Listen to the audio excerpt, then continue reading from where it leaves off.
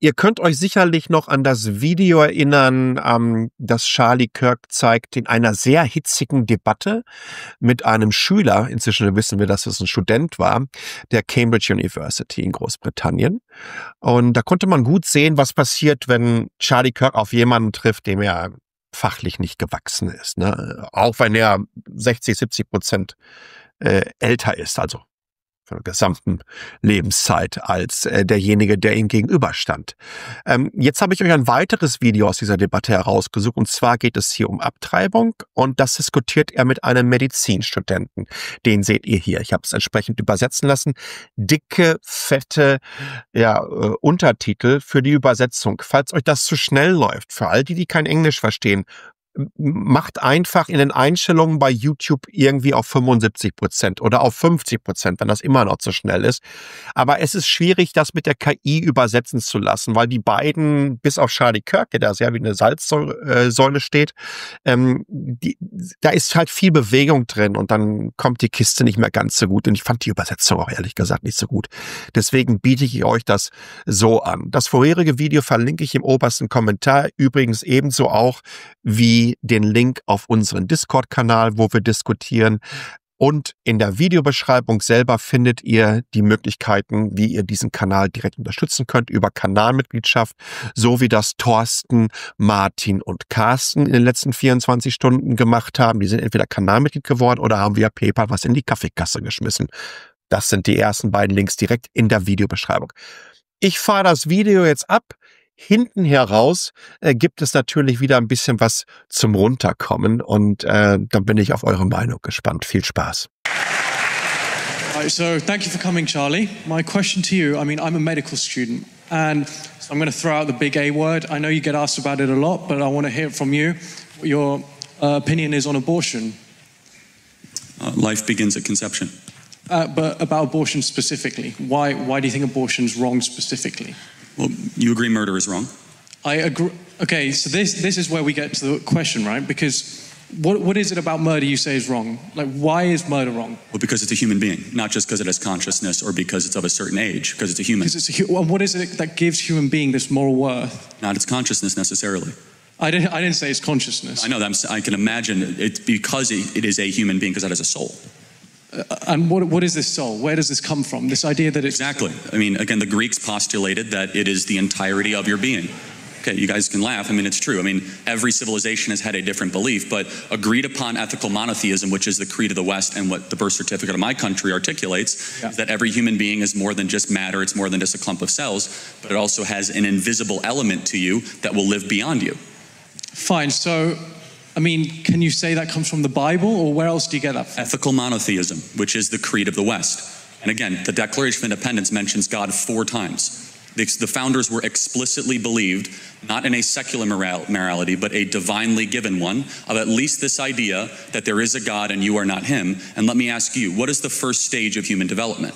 So I mean, this is the thing, right? We can take it from the sperm being generated in the father and the oocyte being generated in the mother, right? They fuse at birth, conception, sorry. The only thing that happens at conception is these 2 cells fuse. Right? No, DNA is created. A zygote. DNA is not created. A DNA, no, that's not true. The DNA, DNA coding at the zygote. Hold on, time out. Yeah, I'll let you finish. Does a zygote have a unique marker? Charlie, does a zygote have a unique marker? You have to let me speak. You have to answer it, yes or no. Does a zygote have a unique marker? Define a unique marker. Meaning, can you differentiate the DNA coding between the mother and the zygote if you examine it under a deoxyribonucleic acid analysis? Can you? Only purely because the addition comes from the father. Oh, so it is something different. Charlie, DNA is not created. DNA is not created. You have, the father has his own genome, the mother has her own genome. They fuse. This is why you have the same characteristics, similar ones to your mother, similar ones to your father. That's why you have similar characteristics to your siblings. DNA is not created, right? So when you ask me, where does a human being come from? I can say to you, it starts at conception, but all conception is these 2 cells joining, right? But these 2 cells were created, the mother's cells were created long before, they were created when she was a fetus.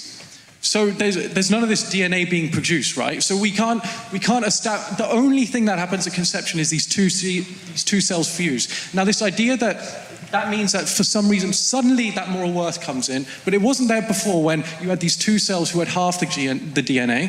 But suddenly there's a Correct. flip of a Yes, something switch. magical happens at that moment. It's not magical, Charlie. We know about this. Well, hold on. Charlie. Time out. Hold on. Charlie, I promise you, I'm not trying to score points. I'm not trying to score points on you. This is genuine. We call it the miracle of life for a reason. We've not been able to yet replicate human life development outside of the womb. We call it the miracle of life because yes, it's something beautiful, the ability to form a new... Magical. It's not... You say magical as in, oh, it's beautiful, it's an incredible thing that happens, of course. But it's not incredible in the sense we don't know what's going on. There's no new DNA coming out of nowhere. Hold on, but time out.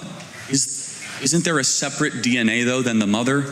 Yes, from the father. Okay, yes, but it's not the father's DNA either. A new coding is created. Charlie, you are a blend of the two. And so when did your life begin? Okay, so when did your life begin?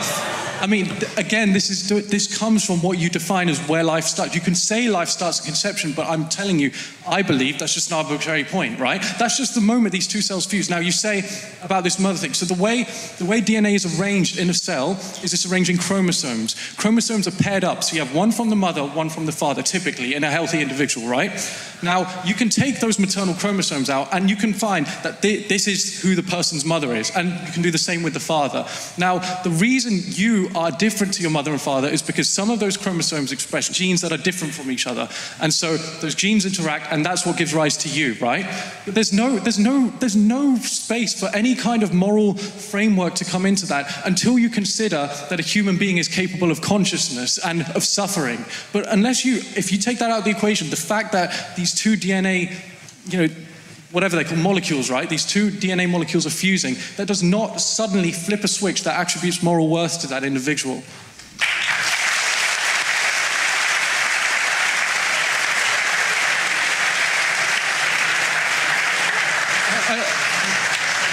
I mean, I'm just saying, I'm not trying to score points. Right, I'm trying to understand. By what moral standard do you believe that? I believe that if an individual is capable of suffering, then it's wrong. Now, can I explain my opinion on abortion, just so you can understand? I would agree, as many reasonable people would, that at 9 months, it's unreasonable to expect someone to get an abortion, right? Unless you have some extreme circumstances. But for an elective abortion seems a bit radical to me. But it also seems radical to say that a woman who has just, the cells have just fused, to deny her of an abortion also seems wrong to me. Because that zygote is not capable of suffering, as far as we know. So by what moral standard? Is that just your opinion? Where did you get that moral standard from? Because suffering is a bad thing. We all know suffering is a bad thing. That's an objective fact, right? Well, hold on. So you do believe in objective morality? I believe that suffering is an objectively negative So if you can't feel it, is it okay?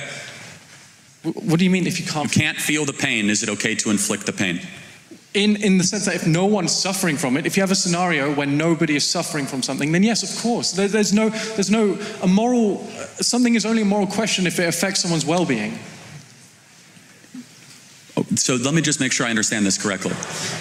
That if it doesn't affect their well-being, so dementia patients that don't know who they are or where they're from, can we execute dementia patients because they're confused about their well-being?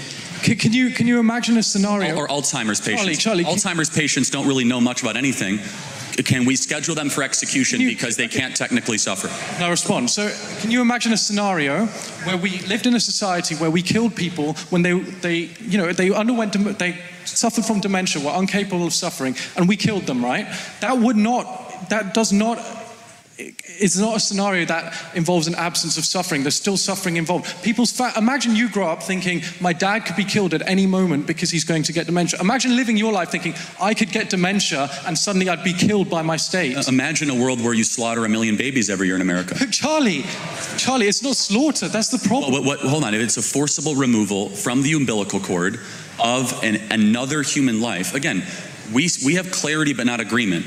Biologically, you know that your entire coding began at conception. Your coding, that's your uniqueness. That's what I'm denying. I disagree with that. Okay, when those two cells fused together, to use your terminology, yes, that is where the process of scientifically accepted terminology. In the interest of time, can we bring this question to a close? The process of human development objectively begins at that moment. Therefore, those human beings are deserving of human rights. We keep going, or do you want to? No, thank you. Yeah, you can finish. The process of development begins from the moment the sperm is being generated in the father, the moment the eggs are being generated in the mother. To say that suddenly the moral worth switches on when they fuse doesn't make any sense. That's just a point you've taken. It makes perfect sense, because that is when your journey as a human being, when the sperm and egg were separate, you were not yet a fused human being. You were not created uniquely. DNA existed. In image. Your DNA existed. I thought. Well, no, the parts of your DNA existed. Your DNA did not exist. It's like saying that we have a full car just because we have all the parts. It was not yet put together until conception happens and the zygote was formed. Thank you. I think we have to get. Can we move on to the next question, please? Thank you.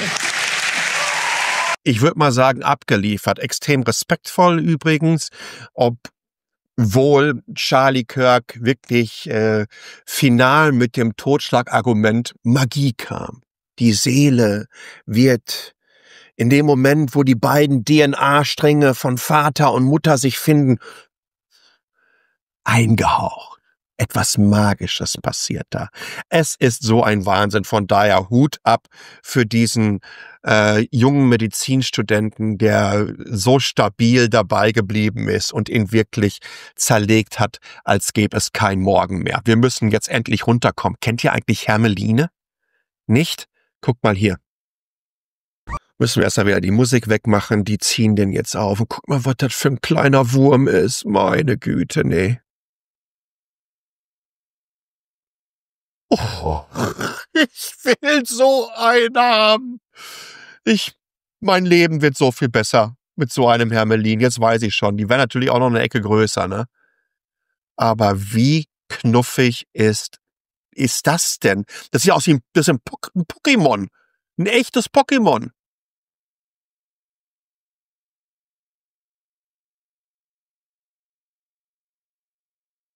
Tiere sind schon was Lustiges, ne? Was ein lustiger kleiner Racker.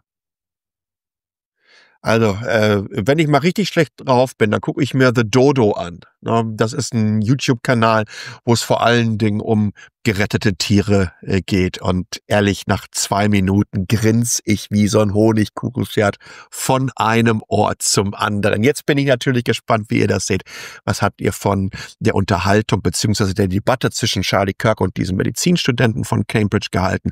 Haut es mir unten in die Kommentare. Mit solchen smarten, menschlichen, respektvollen jungen Menschen schaffen wir das. Natürlich. Da kann ein Charlie Kirk und jetzt seine Witwe noch so viele Turning Point USA Chapter aufmachen, indem sie ihren Hass und Hetze weiter verbreiten können. Aber wenn man sieht, was aus der Richtung kommt, wenn es wirklich darum geht, faktenbasiert zu diskutieren, wenn es wirklich darum geht, die Thesen des Charlie Kirks auseinanderzunehmen, dann sieht man, wie viel Vakuum hier verpackt wurde. Haut mir unten in die Kommentare euer Feedback. Lasst mir gerne ein Abo da würde ich mich wirklich drüber freuen. Vielleicht macht ihr sogar noch die Glocke an. Ansonsten ein Like bringt mich auch weiter. Vielen, vielen Dank fürs Zusehen, fürs Zuhören. Bleibt gesund, bis zum nächsten Mal und ciao.